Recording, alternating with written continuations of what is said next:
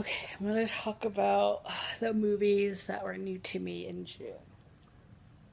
I didn't watch that many again because I'm watching shows this month. So, but Versus Wonder gave me all the feels, and I put the Blu-ray on my wish list because it's so beautiful. I need to see it again. Next is Thor Ragnarok. I'm not a huge superhero fan. I all of them kind of blend together. I don't remember what I've seen and what I haven't seen. I kind of want to do like a watch of all of the movies starting from like when they first were released, not in like the order of like when each superhero was released. Like I want to watch the Avengers, and then like I kind of want to watch like all the Iron Man, all the Spider Man, all the Thors. Like I want to watch them in order. There's a lot of Spider Man. I'm not big into that. There's too many Spider Man movies, but yeah. But Thor, um, I don't know. It's just not for me. I guess it was fine, but next was World. It has Emma Roberts and Evan Peters, and if you don't know, they're dating in real life. They were writing American Horror Story together. But this was kind of it was okay. There was a lot of stuff they were trying to do. Like they had a drag queen, and it was a drag queen. You know, they're just there for comedic relief or to be the support or the shoulder or like bringing light to people's lives. So when they have their own issues, you know, they have a lot of like deep dark issues, um, which is that drag queen did, and he was she whatever she I don't know how to genderize a drag queen. I'm gonna say she because it's a drag queen, but she was just like she was fine, but you know, it was pretty much like you knew she only served one purpose in the movie. Um, Next is Fish Tank, and this was really, really, really good, like amazingly good.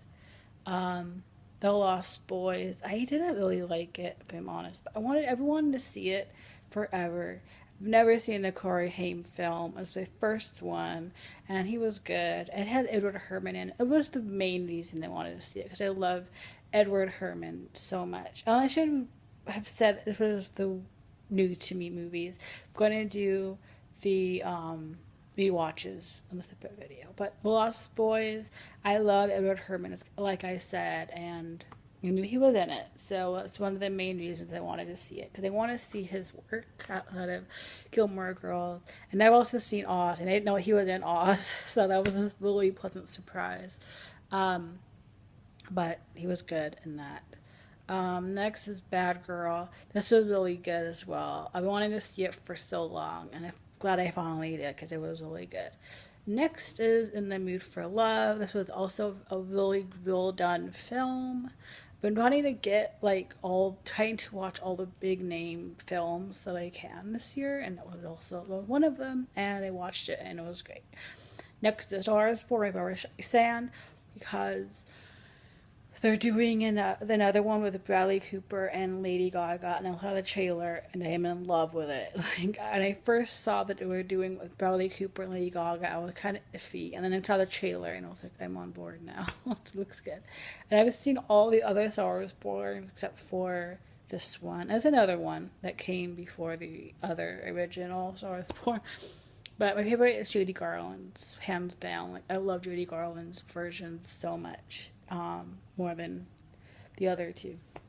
And I'm so looking forward to the remake of the remake of the remake. Next is Won't You Be My Neighbor. I saw it in the theater and it was amazing. It was really eye opening because Mr. Rogers didn't really think too highly of himself as a human being, and it was kind of sad. Like, there were some sad moments where it's like he really did not like himself, and I don't know why. He was amazing, and like who he saw on TV was who he was in real life. But he had a lot of insecurities, which was really surprising to me.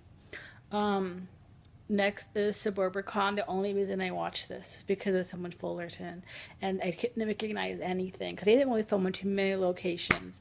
So, and I was also disappointed because I saw George Clooney was involved, but he was just the director of it, I think.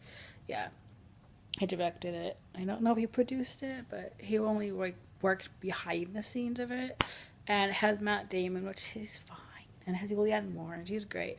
But I would have really preferred George Clooney to be in it because I love him. But you can't get what you want all the time. And the last one is The Greatest Showman. I didn't really like it that much. So next is what I own. So